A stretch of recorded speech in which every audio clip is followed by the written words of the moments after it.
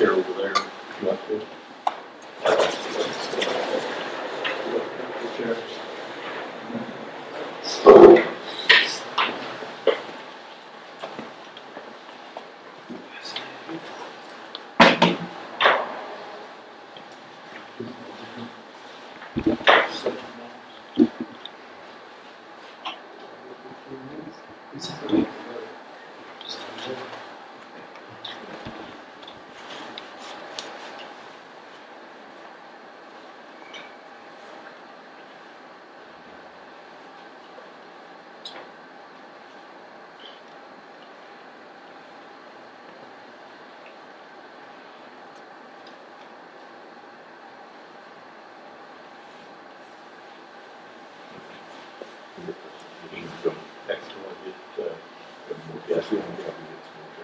Yeah. Okay.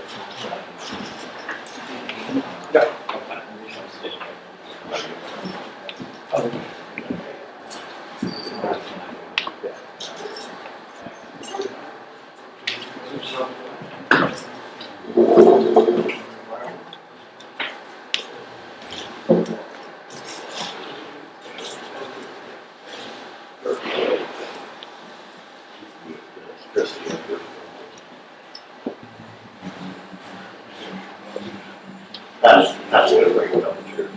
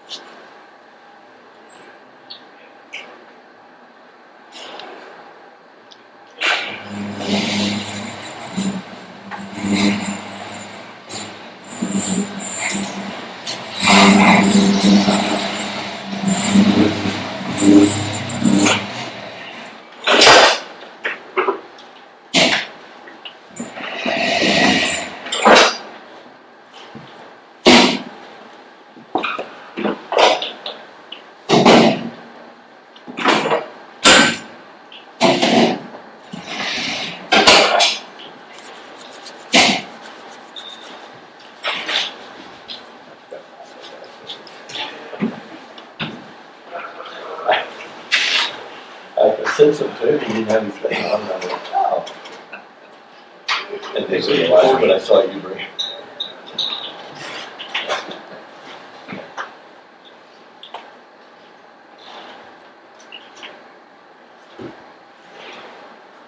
Did you read any of these? Yeah.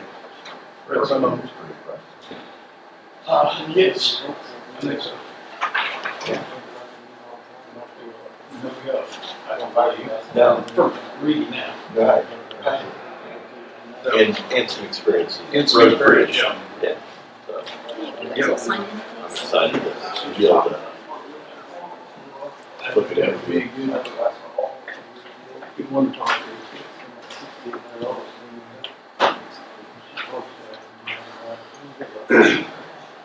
See, you want like an email or just an email? Yeah, just your name.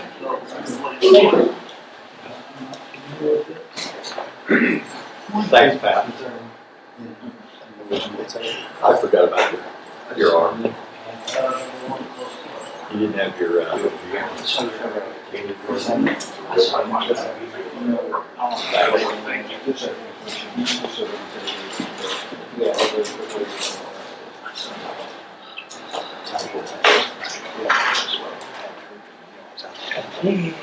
Pat didn't have his, his leg on. I was like, No, he says he got divorced this week.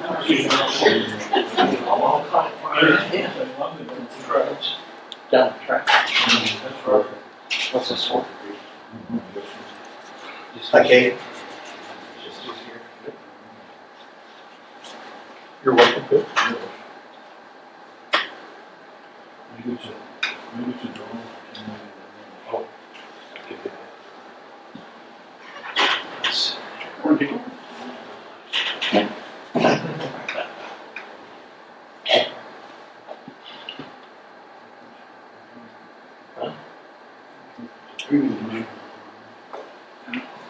Everybody all done with that?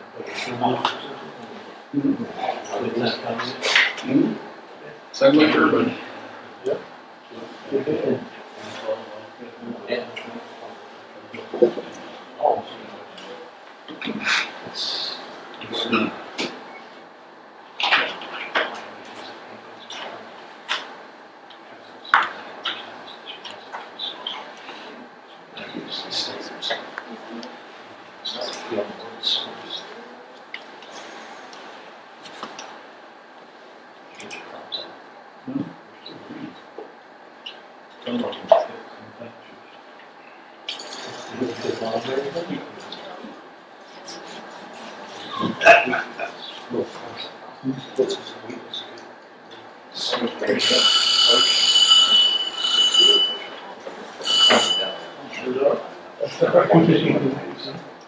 It's a timer.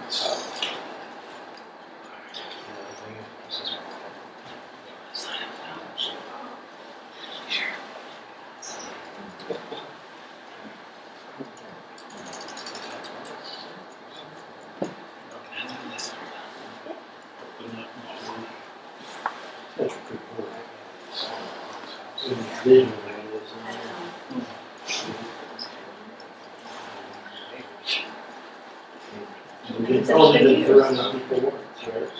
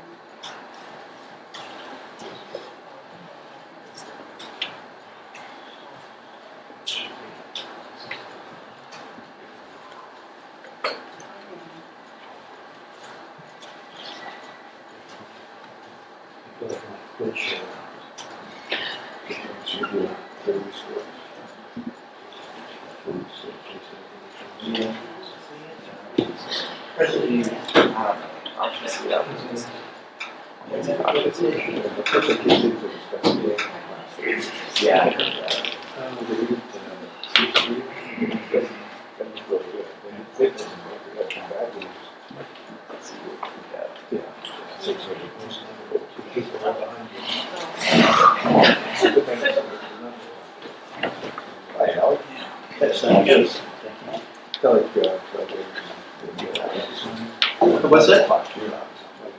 You don't have to sign it? Right. Well, we prefer it. It's like,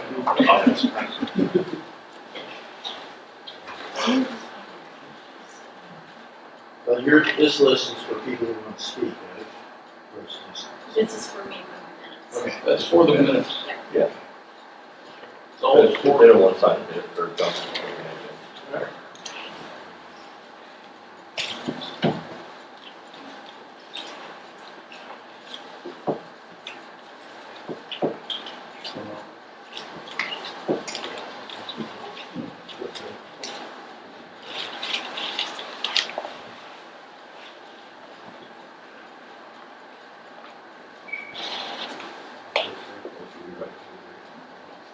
All right, at 10 o'clock, NextEra representatives are on the agenda. Before we get started on that, I'm going to give you the same spiel that I give everybody, the opponents that have come forward to speak here. You're talking to the wrong people. We have no approved regulations before us today. Don't know when we'll get them. You're more than welcome to come up and speak for your 5 minutes, and you know, I'll listen to you, but you're speaking to the wrong people. You need to be talking to the Planning Commission, not this board right here yet. I'm gonna, Go right ahead. I will have questions though. That's your prerogative. I would just assume, I know. I'm out of it. I have no regulations to look at, folks. Until we get regulations, you're talking to the wrong people. My opinion, okay? So are all of you want to say 5 minutes worth of stuff, or do you have representatives, or what are you gonna do? We have a presentation to give, which we can split up. But I mean, it's not gonna be. I'm treating everybody the same, opponents and proponents, okay? So we give the opponents that we've heard from two different people, 5 minutes. So do you each have 5 minutes worth of, or how you want to do it? Yeah, so Chairman can give the presentation a little background. Again, I understand we're not talking about the regulations, but kind of keep you updated on the project itself. Again, there's a lot of things out there. Just allow for any questions if you have them at this point. Understanding there's still a long ways to go on that. We are trying to work with the Planning Commission as well and provide information there, but just want to give that. So Sherman can give a little bit of presentation related to the project, where it is, and a little bit about that. We have Thomas from the University of Kansas. We have the Economic Impact Report to share a little bit of that information with you. And then we do have other people here, but they probably open up to if you have any questions. Yeah, and Mr. Chairman, just so you're aware, these are questions that I took notes in the open forum meetings that we had out here. So they're questions that I'd That's like great. to ask. That's great. Okay. That's right. Are you able to put it on? Are we? Well, we had, sure. We can hook up the computer to it, but I don't know. And also, is it okay that, I know everybody has 5 minutes, but let's say you guys have a question that isn't directly to me, but to somebody else. Yeah, I'll probably wait till we're done. Yeah, that's probably best. If you have questions, just wait till we're done. Thank you. Yep.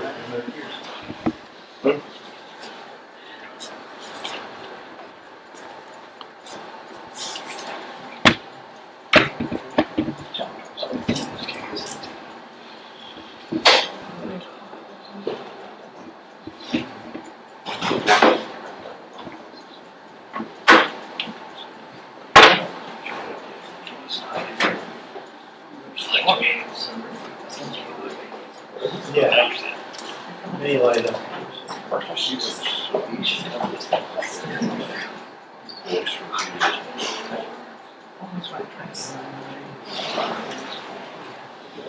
Is the third commission open? No, she's not here. Okay. Yep.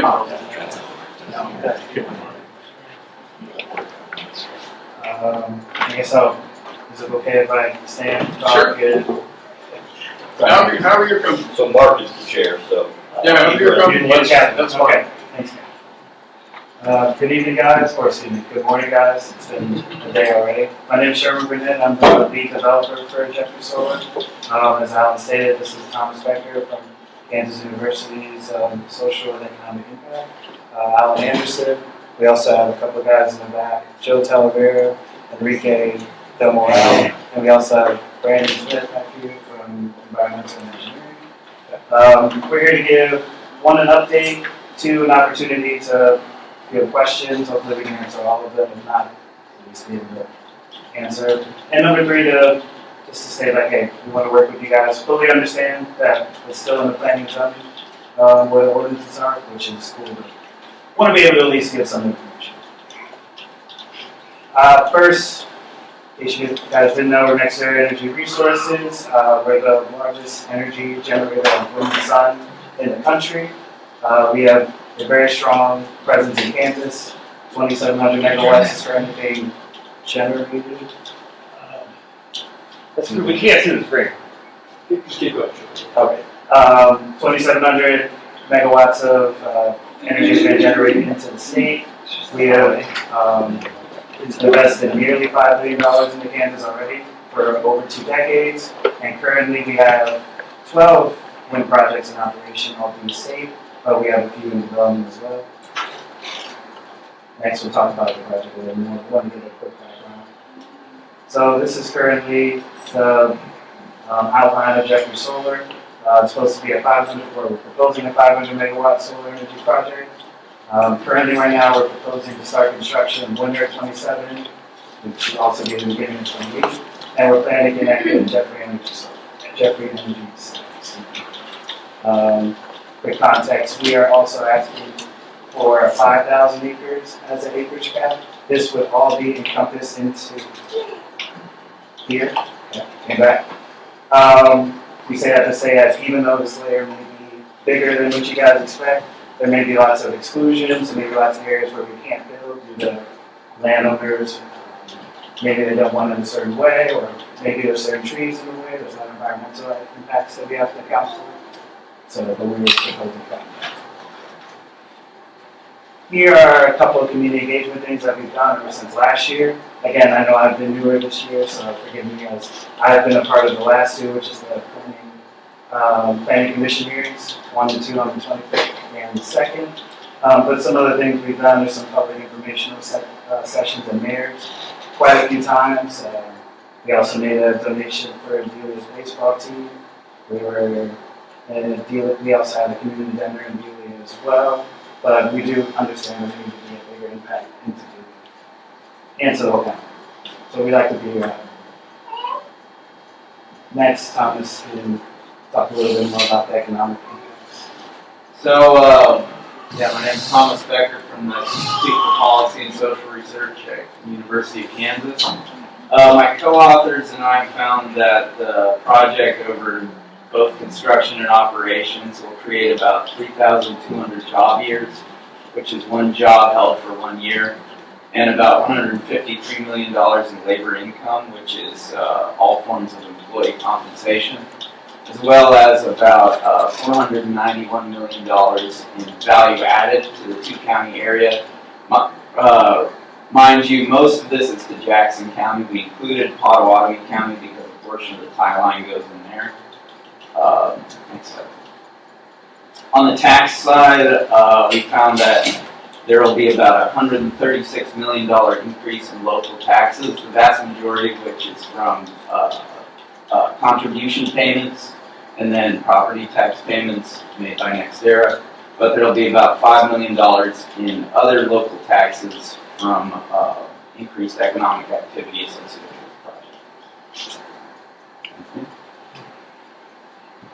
project. Next, we have environmental guy.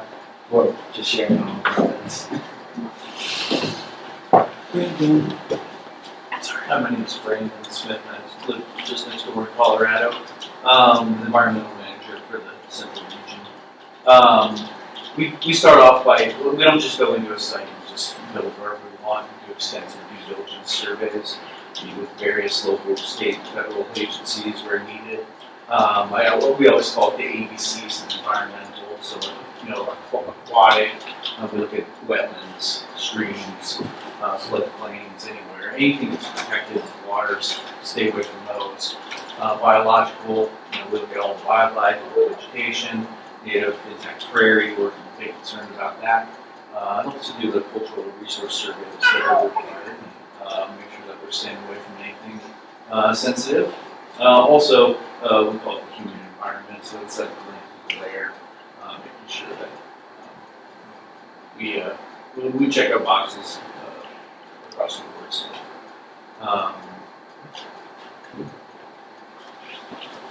And then next we have engineering. Talk a little bit. Morning, my name is Joseph Rivera. I'm the engineering project manager for Jeffrey Solar. This morning I wanted to give you guys a summary of how solar works in a nutshell. So essentially throughout the day, the solar panels will follow the sun and absorb its electrons in the form of DC power. It will then move to the inverters, which inverts it to AC power. And from all our inverters, it goes into our project substation and then onto the grid for consumers. That'll pass it back. Sure.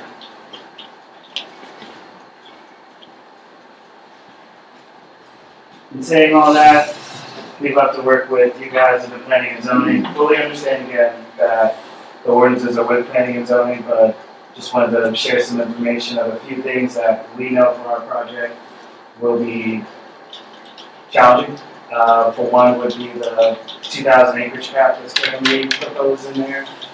Right now, if it was at 2,000 acres, it wouldn't be economically feasible for us, as there's a 7-mile Gentile line that we're proposing, and that if it was anything less than 500 megawatts, it wouldn't work out. Also, including with this 500 megawatts, that would also be the 136 million that comes back to the local counties. If that gets shrunken, that will also shrink as well, which just doesn't make sense economically for us. And last thing is the 2 setbacks from non-participating residents and non-participating property lines. They're not based on science or engineering, and this would really shake up. For example, like we have our 5,000 acreage, we'd have to put a lot more spacing into there, which would effectively not get 500 megawatts, which would effectively not make that economically feasible. Again, I know it's not with you guys today, but wanted to share that with you guys, just to let you know. But I know you have questions, maybe you have questions, wanted to open it up to 1, hopefully answer questions, and 2, at least begin the communication with you guys and with planning and zoning so we can hopefully work together. Sure. And that's all, guys. Go ahead. So I'm gonna start out, get this on. Okay, can you guys in the back hear me? Yeah. Okay, that's it. Yeah. Okay. Okay, so I sat in on both of the meetings up here with zoning and planning, listened to a lot of the folks' conversation, their concerns. You know, so I'm gonna give you 3 figures. $600, $6,000, and $700,000. Those stick with me. And $600 was for the porta potties for a project up here in Nemaha County. The gentleman who owns a business here in Jackson County called me and said he's never gotten his final payment. He supplied porta potties for that project. $6,000. The lady who, hang on a second, Ellen Cook, who stood up and spoke. $6,000 for a fence. It was $6,000 and some change. $600 and some change. And $700,000 and some change. That's what Jackson County, when I became commissioner, the project was at the end of its life. We were required to provide information for NextEra for damages to our road, or just the use of the road. So we had documentation prior to, we had an independent engineering firm, I don't remember which one, came in, gave us their numbers, and said, this is what it's going to cost to bring it back to work. Should have been. With that one, it took us over a year to get payment. We had to threaten to sue just to get that money. And every time our attorney would reach out to his connection or his contact person, it would change. I've never forgotten that. That bothers me. The $6,000. You're a large company. I would envision that in the $600, that having somebody on the ground here would just be common sense. For me, I don't run a big company, but having somebody on the ground here that can go, I'm going to take care of that. I don't need to call anybody. I got you covered. I'll have you checked within a day or 2, or whatever that looks like. That hasn't happened. So I've asked myself, same with the $600 porta potty thing. Are you kidding me? The guy sends an invoice and he gets bounced around from place to place. He's frustrated. It's only $600. It's not going to make or break him. But it did tick him off. And I would envision that if a project in this county were to go, he wouldn't be interested in doing business. Probably not a big deal to you guys, but it speaks to me. It's not that big of a deal to have somebody on the ground that can make that. So as I chewed on these things, and I've talked to a couple people around the community. Why? Why would you not have somebody who can make those simple decisions and get people taken care of in those situations. Says to me, a friend of mine said, it's because nobody cares. And if nobody cares, that concerns me. And so maybe just speak to that a little bit, but that's my first concern. So I'll stop. Is it okay? Do you want me to? Yeah, I would prefer that you use that. That way the folks in the back can hear. Hello? Yeah, you can tilt towards it. Yeah. Sorry. To your first point, or excuse me, the last point that you brought up, again, I'm sorry that I'm newer to the area, but I like to say that I'm going to be that person to contact, and I can give an example. I don't want to say the landowner's name, but if you like me to disclose his name at a later date after I talk to him, more than welcome. But he's in Delia, and the first thing when I met him about a month ago, he told me that he didn't receive any payment as he's a part of the project. The first thing I did was reach out, and we got his payment taken care of. So specifically talking to what you're saying, I will be that person to come. If you guys have questions, maybe I can't answer it immediately, maybe I can't give you the answer that you like fast, but I can at least be the person to contact to come to as. But again, I apologize for everything that's done in the past for different projects as I just got here, but Yeah, I know it's you. sure. No, I understand. And I can speak a little more directly to those situations, because in fact, if you go back to that first slide, the 11 operating projects in the state, it's all the things that aren't on that list. So that is what happens. There is someone locally that can take care of it, and it happens on a daily basis, constantly, dealing with things. And I'll talk to these three things specifically. I don't know anything about the porta potty one, so that one I can't speak to, but I can tell you a lot about the other two. But I can give you county commissioners to these other places, they're great. And they do take care of those things, and then they continue to be great in the community on that. And I wish I didn't have to talk about the 6,000 one over and over, but it comes from someone it's not even the person who's, whose fence we're talking about, it's someone else who brings it and holds it up. In both those, in that county, what we had is a process. If someone thought there was something wrong, they could file an official, complaint that went to the county and to the company. That was part of the process, and it would get investigated. So first thing, same two people said, I think the sound's too high. Had to brought in a whole team to do post-construction, monitored, tested, absolutely met exactly what we anticipated. So then what we do is we say, here's the results of that. We're going to now consider this closed. Then they came back, this fence one was part of that. Brought forward and said, hey, we think this fence is an issue. It was investigated. It does, I've seen the pictures, just not from the company. So unfortunately, keep holding up the picture that said, these people did this to the fence. That's not what the investigation showed. So we're happy to, you can imagine all the different things that were paid along that project where everything went smooth. No one calls you and says, let me tell you about this. That one keeps getting brought up, and that's the story. It was looked into, and so, happy to pay anyone where something like that happened. Any kind of thing we do in the world, whether you're doing a construction project here in the county, we're with humans, things may go wrong. The thing that's different here is when we talk about these 11 projects, the first project was in 2011, so we're kind of coming up on 25 years of operating. When something happens, we take care of it. I'm not going to say there won't be bumps in the road, but some things do. At the end of the process, I think, on the roads from the Gentile line that came from the project next door, there was a disagreement as to what the number should be. So that did take a while to work through, and the engineers kind of did their thing. It probably did take longer than it should have. If I recall, you correct me if I go astray, but at the end of the day, we paid the full amount, even though I think the engineers said, I don't think that's the right number, but hey, let's just move past this. We don't want to, leave with hard feelings.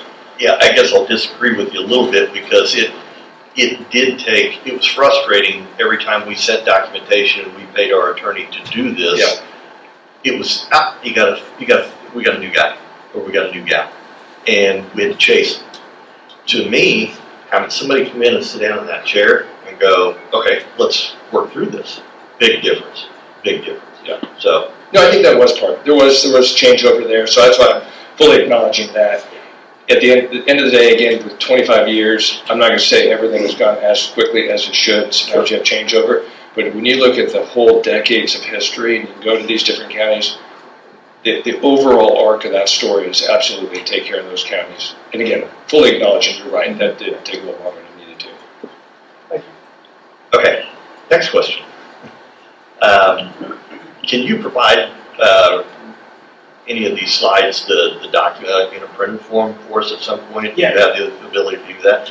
Yeah. At least me as commissioner and probably Yeah. you want like Sure. I'd like some of those numbers just to see what those are in We document. can definitely follow up and send you. Okay, all right.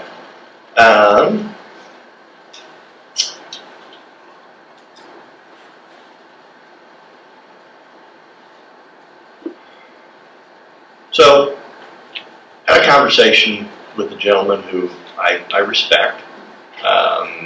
We don't always agree, but he's very civil in his conversation with me.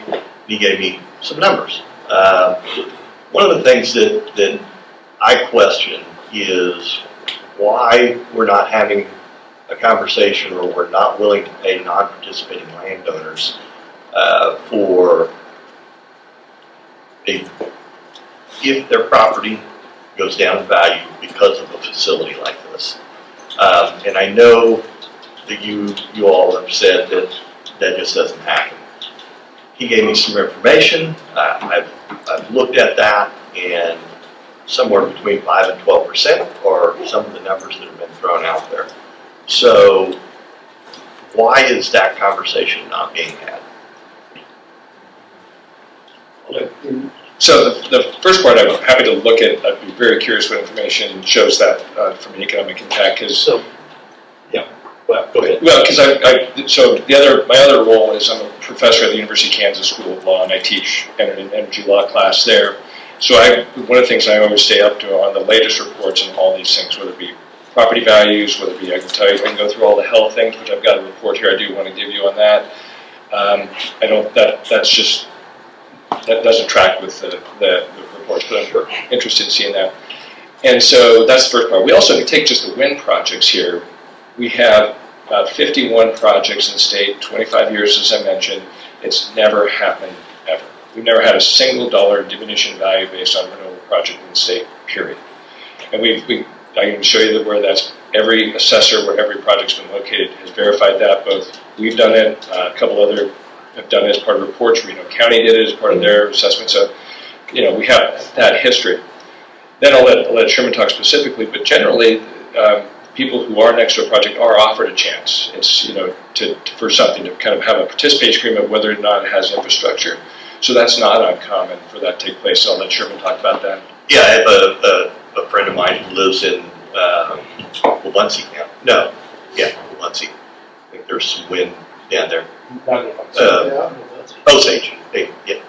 There was almost. Let's put it this way. Yeah. He told me, he says, Pete, I get this check every month. And I said, what for? He goes, because there's wind, then it blows across my property. He says, I get a check, and they just send it to me once a year. He's nowhere near it. So that's my question is, there are questions that were multiple people, a lot of it has to do with staring at this. And so I guess right out of the gate, a couple years ago, why weren't we having those conversations with landowners that are non-participating? Hey, look, if it's this, if it's that, can we do something to offset your view? And I get it. No one is guaranteed a view with the deed to their property across the road. I get that. But aesthetically, I mean, there's a view problem. So I'll let you. To the one point of why wasn't it done a few years ago, maybe Alan might have a better point to it, but again, I'm sorry I keep saying this, I've only been here for a few months, but we definitely have for other projects offered what we call good neighbor agreements to people in the area, especially ones who are boxed in or maybe a bit more challenging due to that. We're open to negotiation, and if anybody wants to reach out, you're more than welcome to. I guess, sometimes when the horse has already been let out, it's tough to put it back. Yeah. But having that conversation with folks to try to generate better public relations would have been way better a couple of years ago. I'm gonna move on now. Although, just if those people would still, that opportunity to have that conversation with those people would still fully exist. Yeah, and I think for some, it's just probably too late. It may be. But thank you, I appreciate your conversation on that. I'll give a card, and my number is up there too.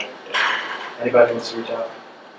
So having conversations with fire departments, local establishments that are, I mean, Delia has a very small fire department. I went over there right after this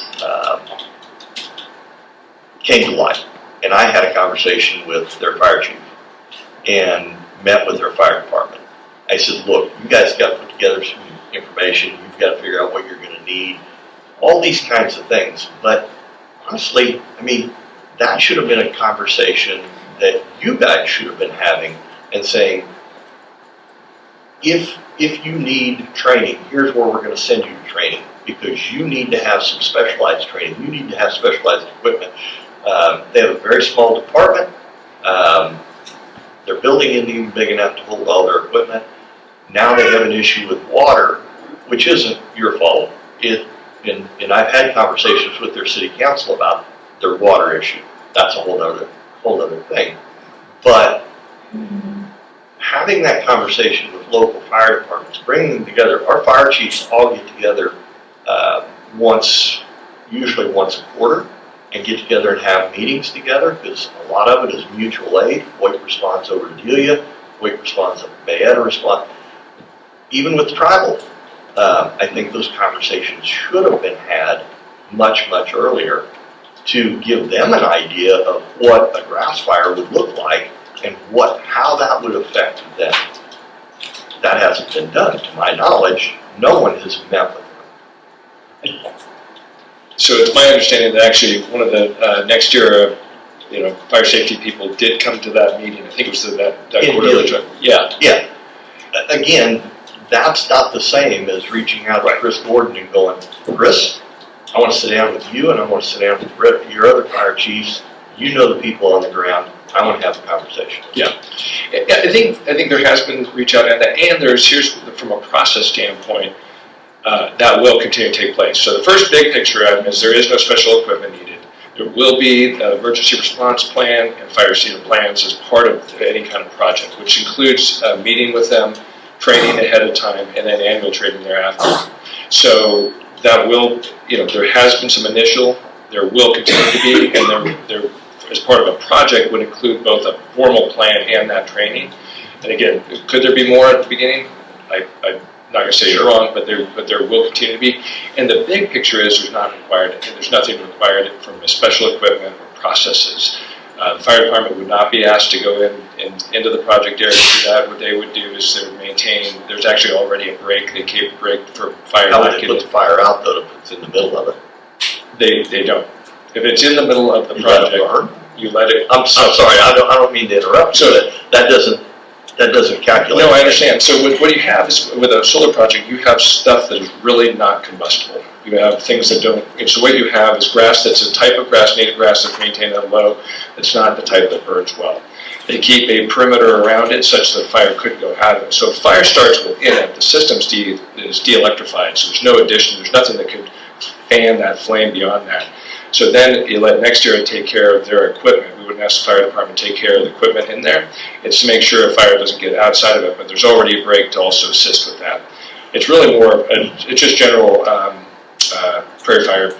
Yeah, I mean, I've done plenty of pasture burns on my own, over 30 years running cattle and having to burn pasture.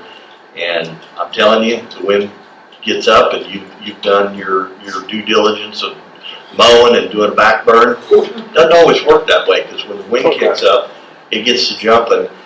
I struggle with understanding how you wouldn't allow them into the facility to get the fire out, because they're going to want to go, and they're going to want to put the fire out, because the biggest concern is people's lives that live around there. So, yeah. Can you give me any examples of two things?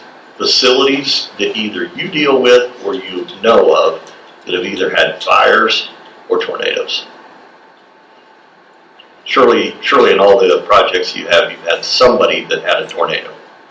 Well, it has happened, absolutely, it's happened. You just go to the internet, you can see that. So the way a tornado works, as we all know, is it'll go through. So if you look at that project area, if a tornado goes through, it'll cause damage through its path. Correct. That path could be up to a mile wide. So how do you deal with the cleanup? So anytime there's an event, whether it be, pick your event, that it could be hail or a tornado, what you have is, this is, the encased material, so there's nothing from a chemical issue, there's nothing from a contamination issue, period. That is studied to the end of the time, there's no contamination issue. Right. What we have is the kind of the tempered glass that then, if it breaks, generally stays in place, be like a windshield or something like that. But if it, again, obviously break apart, you have teams that go in for cleanup, and it's to pick up the debris material. So they go in and pick up the debris and the material if it's spread across a 2 mile. Sure. Do you have any examples of that where you've done that? I have not had one. We've had it with wind, where we've had blade failure, lightning hits. So it's similar. What you have then is usually under an extreme storm. So you have debris that can be blown. It doesn't fly in a harmful way, but you get on the ground. We've had one a couple years ago that blew the material around for the next couple of days as we have 50+ mile an hour winds. Then we did send crews in multiple times, and they literally they have a process. They go in, do a sweep, get the material, rinse and repeat, do it again to the extent needed. What about insurance for damage to other property owners? So debris flying hits somebody's house, hits somebody's car, farm equipment, crops. Yeah, so in that case, crops, so they were compensated for, so there was debris in the crops, so they replaced it. So it was, I can't remember if they had alfalfa, but something for forage, got compensated fully for it. So any that kind of damage. If I had a beautiful stand of brome and it came up and somebody drove across it just to pick up that stuff, I'd be a little ticked. Well, they work with the person, obviously, and so but they would have a team going. This was at a time when they could go do that, and they clean up the debris and they fully compensate the person in that case. But how do you compensate? Is it through dealing with an insurance company, or do they have to deal with NextEra? In this case, they did it just directly with NextEra. They have a team that goes in and make sure they kind of agree on the number and pay them. So again, do you have examples of that you can share with us where you've actually done that? Yeah, that one in the Irish Creek project, we had that 2 years ago, a year and a half ago. And maybe individuals that we can talk to those individuals and say, how was your experience? We'd have other ones. And unfortunately, about 1 in, I think, 10,000, there's a blade issue. Again, Kansas, though, if you just want to look at Kansas, obviously, go wider than that. With solar, we don't have that much here. No, I'm not talking about just here in Kansas. Just generally dealing with us. Yeah, we've had it in Kingman County. We've had it, so we can get you people to talk to. In fact, I talked to the Kingman County Commissioner, who then sits in your shoes and says, okay, I'm going to hear from the people that come up. How's it to work with them? How is it when something like that happens? Yeah. I'm happy to get the name for you. I had our road and bridge public works director reach out to Nemaha County, to their road and bridge department, just to find out how things have gone up there. Because from time to time you have to bring big equipment in to take care of stuff. It wasn't a glowing report. Tear up roads with heavy equipment, because if you have to go in, you go in, rain or shine, snow or sleet, and you do what you do, and the rest is left on the road. I struggle with the kids who have to go down those roads and go to school and drive through the ruts. I struggle with taxpayers that have to get on those roads and drive through it to go to work every day, and how they're going to be affected with that. It seems like it could be a huge mess for a long time. And I struggle with that. Would I like that? I wouldn't want to drive out of my driveway and cross big ruts and have a lot of big, heavy traffic, and you see where I mean, it's something that's real. So I'm just curious, you know, with Nemaha County and the condition of some of the roads up there, and they said, yeah, we eventually get paid. I don't like it when I hear eventually. It should be, nope, somebody's on the ground, they're up here taking care of it. However, that gets taken care of, and I really don't think a road and bridge department should have to chase somebody around in heavy equipment to take care of that. So just comments on that and how you've approached those situations? Yeah, and I'll let Sherman add to this, but you take, again, 25 years history at these different places, and if you do a polling of all the different places, I think you're going to hear really good reports exactly as you would anticipate. So because we're dealing with humans, I think there have been a couple occasions. Unfortunately, I know of one in Nemaha where a contractor did go off the roads, unfortunately, in wet conditions. So I think that's one probably top of mind there. Long and short, they absolutely did go in, saw it. There was no bartering about it. It was taken care of. The road got fixed, and it was a contractor. They kind of went in the wrong time in the wrong place. But the way, again, if you take how will we be to be in a county? How have we been for 25 years? Perfect? No, there's no project that's going to come in and have infrastructure happening that'll be perfect. But from a long arc of the story and how it's been in all these different places, in every case, no county's been left holding the bag. Everything's been taken care of. Occasionally, maybe some took a little longer, but it always does get taken care of. And I think it's a really good way to know how will we be in this county as you can look at the other ones. Okay. So one of the questions that came up during those meetings, it was whether we would have money set aside into a escrow account and how that would be funded for decommissioning. And I believe that, if a third-party engineering firm or whoever that expert is says that it's going to be X number of dollars to decommission this, if you all walk away and the farmers or the landowners all walk away, are you willing to fully fund day one an escrow account?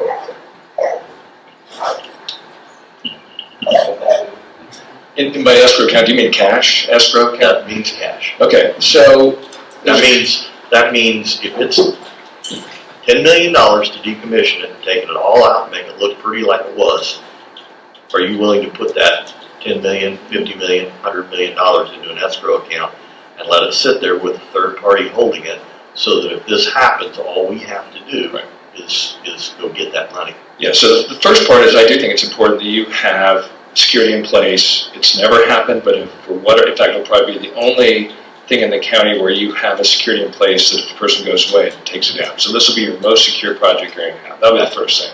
And I think that's important, and I think that's great, and the company's very comfortable with that.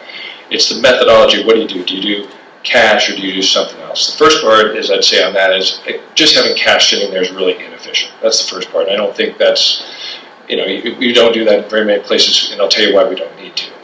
So then if you look about how do you feel the most secure from the security, is you look at the institution that's holding it. If you put, and it won't be this, there's larger numbers, but let's say we'll just make up for the purposes here, it's $2 million, just for the easiest purpose. $2 million sitting in that account is less secure than it would be in a bond or letter of credit. And here's why. It's only based on the creditworthiness of the institution.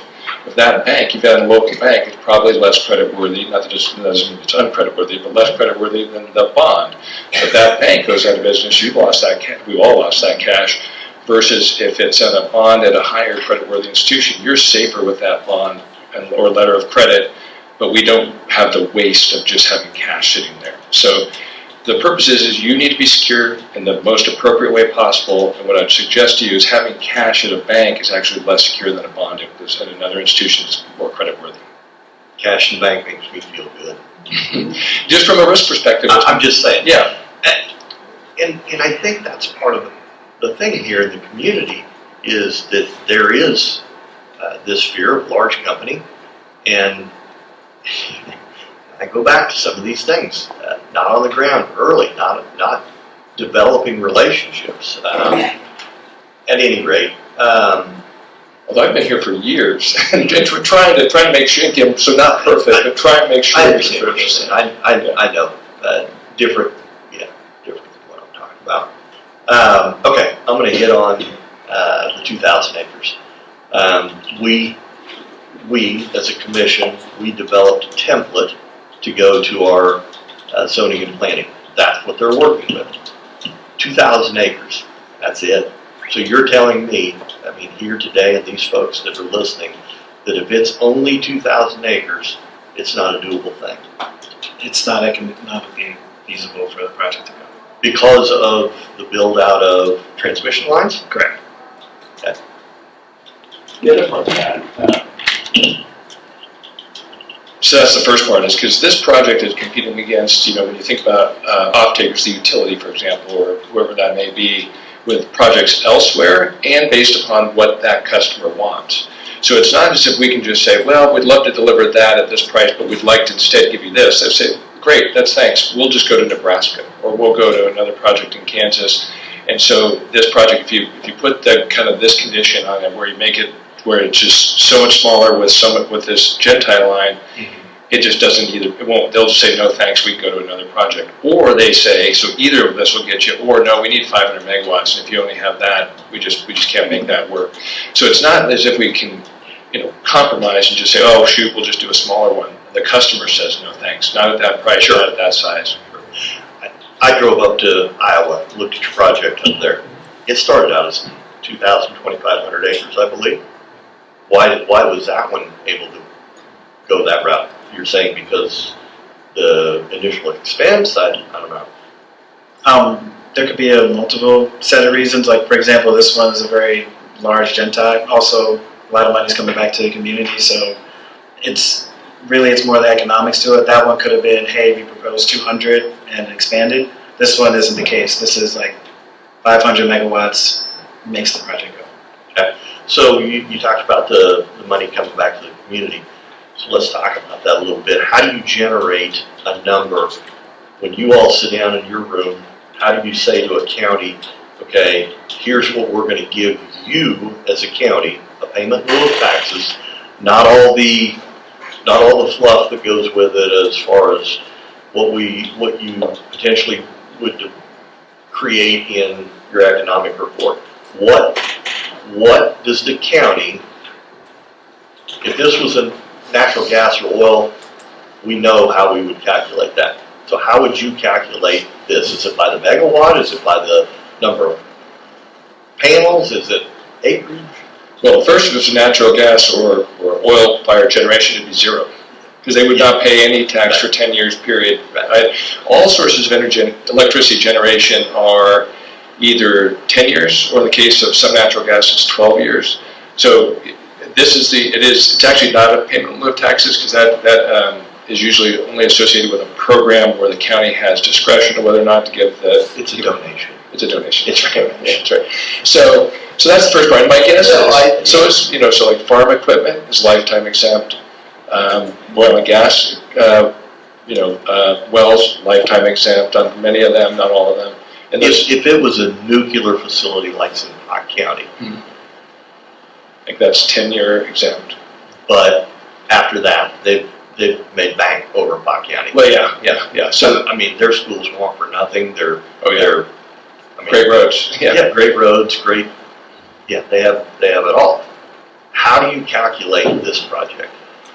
So and I've worked on most of them. The answer is it's a donation. So they, and with solar, and the margins are tighter than wind. So it's kind of coming up with, in this case, I think it ended up at $1,500 a megawatt, and that's what we've seen in the other projects too. And so what we try to do is be fair to the other counties that are participating in projects and kind of have them in the same range, so that someone doesn't come back and say, well, we got a better deal, you got a worse deal, something like that. So that's in line with what you see with other projects. But again, it's a donation. So my guess is there's not another entity or person that has tax exempt property that comes in and provides a donation, the same. So it's not a set formula. But So if a Walmart distribution came in, we'd be able to tax them, we'd probably give them tax abatement for a few years just to entice them to be here. That's one of the questions that came up is how is it benefiting the taxpayer? All the people who live in this county, they have to pay property tax. And so how would we help offset that for a large project like this where they're going to be using roads and they're going to be doing all this stuff? How would we do that? So the first part is that 2.4 million a year, just the direct number that's coming for years 1 through 10, and Thomas will catch me if I go astray. This is the direct that comes to you. That goes into the general fund. So that goes to the county general fund. Then years 11 through beyond, at 5.3 million a year. That once the project is built, so one, we'll get the roads back up to as good or better after the construction phase. You start at a better place. Then the actual the maintenance or the use of the roads is someone in a pickup truck. It's not heavy use after that. So there really is nominal cost to the county. But you have this coming in. Beyond that, then what you have, and actually Lawrence Berkeley Laboratory just came out in September with a new report about what happens to communities that host projects versus those that do not. What you have is with this money coming in, it goes into the schools, it goes into the infrastructure, it goes into all these different places. They find, as you would imagine, people go to those places. So now you draw people into the community, you keep people, and you have succession planning with people. So what they found is communities that hosted the entire county benefits from it, from better of all those things. So there's the people that participate directly, but then there's everyone else in the county that has the benefit of school payments, your fire departments, all those things. So school payments, how are you doing that? Well, so for the first 10 years, the money goes to the county. If we're going to dole that out of our portion to the schools. If you choose, so that's it. So each counties do it differently. For the most part, most counties have said we prefer it to come to us, and we can determine the best use at that point. That was one of the questions. Some counties said that 2.5 million. Why don't you do 1 million directly to the schools, and we'll reduce that. So you all can make that decision. What most have said, vast majority have said, we prefer to have it go here. We may have a big expenditure like a community center. We may have a bigger expenditure like a fire safety building or something like that, that you have the discretion. But if you prefer, you can have that and say, no, we'd prefer to have you, cut ours back and go directly to whatever entity that is. And then, of course, years 11 through 30, that goes in as just normal property tax, so that'll go to all the taxing jurisdictions. Yeah, I got one. Cadmium telluride, can you guarantee that none of the panels that you would be putting up would be made of cadmium telluride? Where's your engineer guy? Yeah. I'll talk about a lot of things with the engineer. Morning again. Morning. So all the, I'm not familiar with what is it called?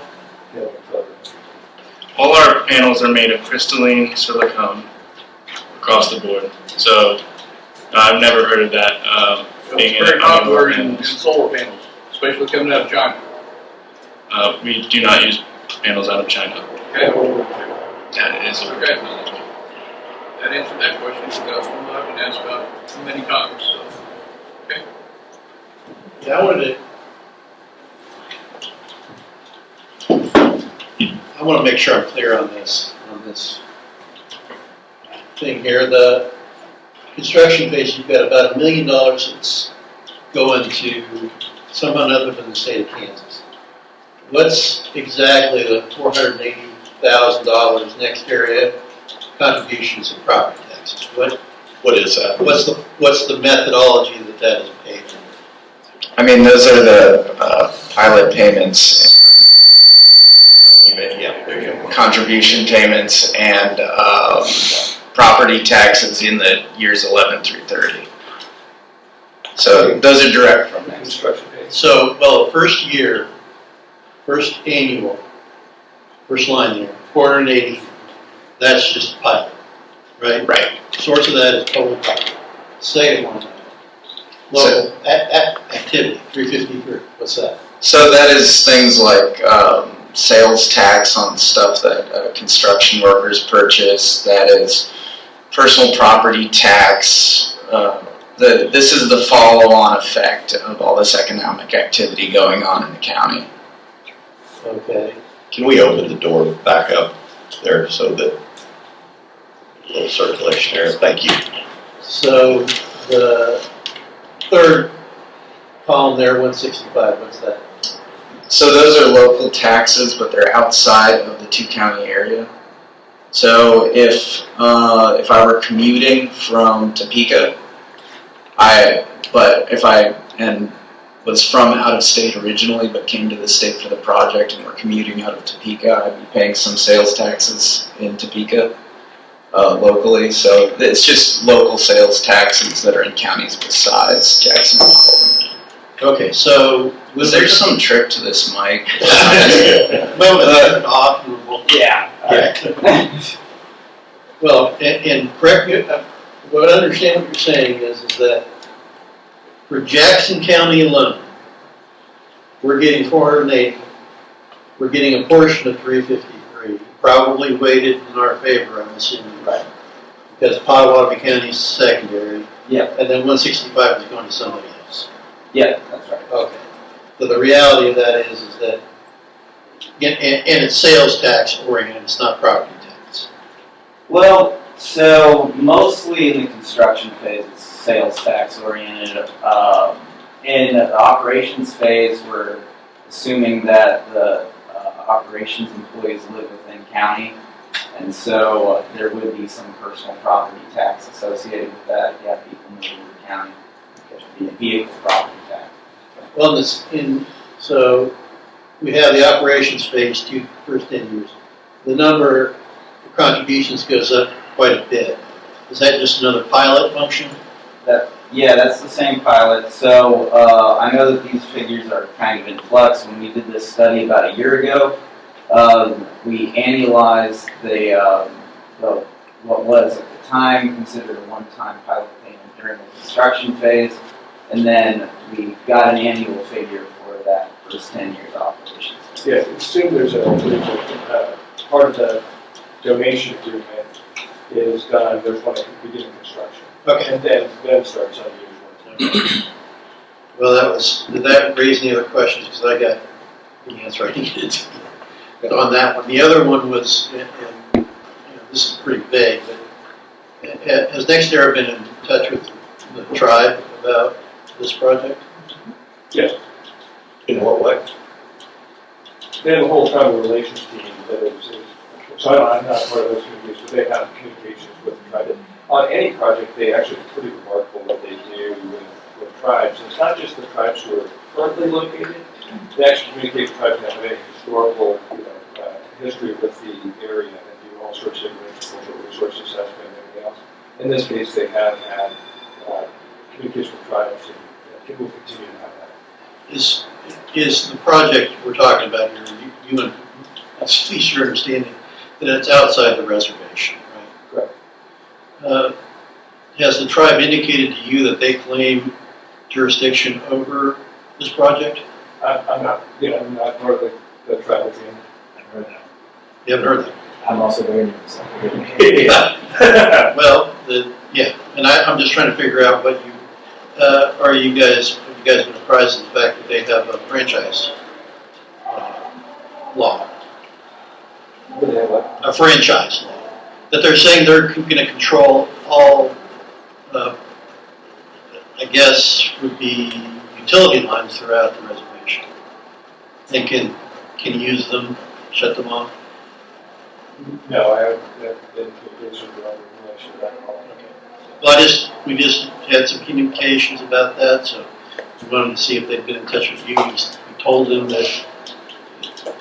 that you were obviously, right. If there's a regulatory question about how you guys relate to them, that is up to you guys. I just didn't know if they posed the same thing to you that they did to us. I appreciate that. Okay. All right. I don't know that I have any more questions. I just go back to the number of acres, and with my issue of trust, I'd almost say it needs to start smaller.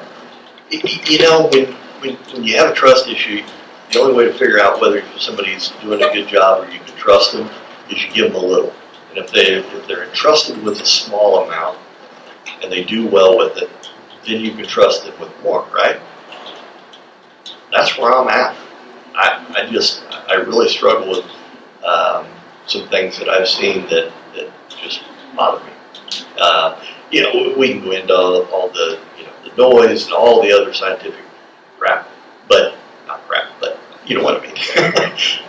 Stuff that means a lot to other people, but boy, it just, for me, as one commissioner, it boils down to trust. With that, again, I think this was great about this conversation is that we, and I hope that it's not the end of the conversation. I hope that this is meant to, as you hear things, you have issues, you run into that. And then what I also look at is the, you know, some other counties, I guess like 8 or 9 other counties where they have projects. Talk to them, or and how to provide information, because it's like anything.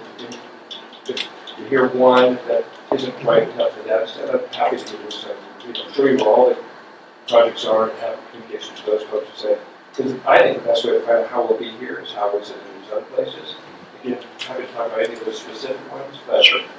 ultimately, the story with NextEra in Kansas has been always in way. We've always done right on other places that we do. So that, I think, is how we're going to know how we're going to do here. And to piggyback on what you said, if you heard my friends or even some of my coworkers even here, I basically live here. I'm here all the time now. Whether I meet with landowners, meeting with other businesses in the community, or hopefully one day I meet with you guys or planning and zoning, anybody in the room. I'm willing to talk to you guys. If you have more questions, any other problems, always willing to have a conversation. I don't want to have a closed door policy. Sure, and I appreciate you guys coming in today. I thank you for the information. Thanks. I will say this, and I've said this publicly and sitting here in the meeting before, that, once we have the regulations, okay, that's the key right there. Once I have regulations in place, then I will have more questions for you. With regulations, I'm sure you will have more questions for us, and then we can sit down and hash that out. But I've always said that it's going to come down to whatever regulations that we put in place. It's going to be the county regulations, and if a business can fit their business model, their business plan into those regulations, that's great. If not, I'm sorry, then it's not a good fit. So that's just kind of the way that I've always said it had to be. And as far as acreage, I've been very open about that too. I won't vote for anything more than 2,000 acres. I'm just flat telling you right now, I will not do it. I will not cast my vote for more than 2,000 acres. So, and I'm just one commissioner, so that's where I've always publicly stood, and that's where I'll stand. So. One thing on that, again, I hope it's still a conversation we have, because when you look at, I've looked at Jackson County. Jackson County is a really interesting county, and you have the benefit of being in proximity to someplace like Topeka. You have the burdens of being in proximity to someplace like Topeka. So if you look at what's taking place, and I don't have the numbers exactly, but basically Jackson County between that 2017 and 2022, it lost something like 20% of the family farms and 20% of the agricultural acreage in the county. That's a massive amount. It's one of the only reasons we find Kansas itself is always one of the biggest on losing it. And we lose it to encroachment from small parcel homes, and we lose it from the eastern red cedar. We lose massive amounts from those. The one thing, so if you think about the value, that's why when you think about, at least hopefully continue to have a conversation.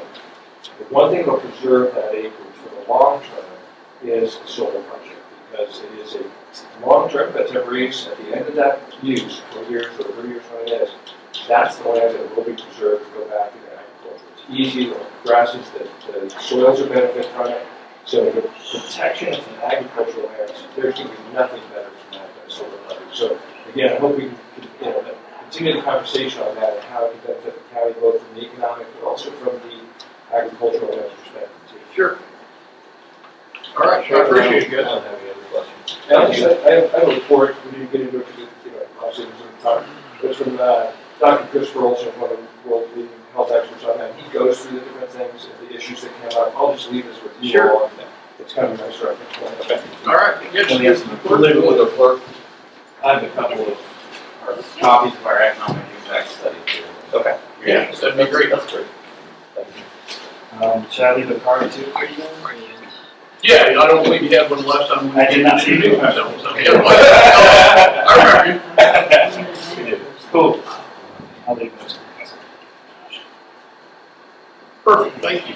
Thank you for your time. All right, thanks, guys.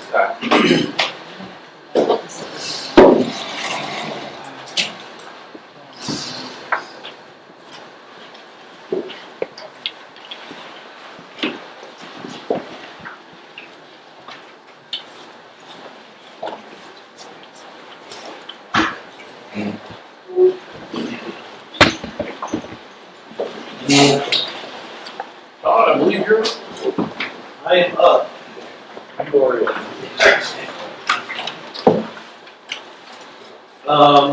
The only thing I had a couple of things that went out last time, but I haven't had any responses yet, so it's all kind of gone the way of